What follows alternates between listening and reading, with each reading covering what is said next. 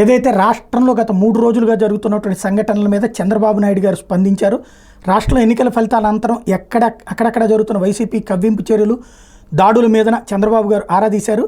కొన్ని చోట్ల YCP TDP శ్రేణుల మధ్య నెలకొన్న ఉద్రిక్తతలు, ఘర్షణలు అన్నటువంటి విషయాన్ని పార్టీ నాయకులు ఆయన దృష్టికి తీసుకొచ్చారు. అది వైసీపీ వాళ్ళు కవ్విస్తుంటేనే మన వాళ్ళు చేశారని ఆయన దృష్టికి తీసుకొచ్చారు. వైసీపీ కవ్వింపు చర్యల మీద అప్రమత్తంగా ఉండాలని తెలుగుదేశం పార్టీ కేడర్కి చంద్రబాబు సూచించారు. నాయకులు సైతం అలర్ట్గా ఉండి ఎటువంటి దాడులు, ప్రతి దాడులు జరగకుండా చూడాలని పార్టీ ఎమ్మెల్యేలు, నేతలను ఆదేశించారు. ఈ విషయంలో పార్టీ కేడర్ పూర్తి సమన్వయంతో ఉండాలని ఆయన పిలుపునిచ్చారు. వైసీపీ కార్యకర్తలు రెచ్చగొట్టే చర్యలకు పాల్పడినా పూర్తి సమయం పాటించాలన్నారు.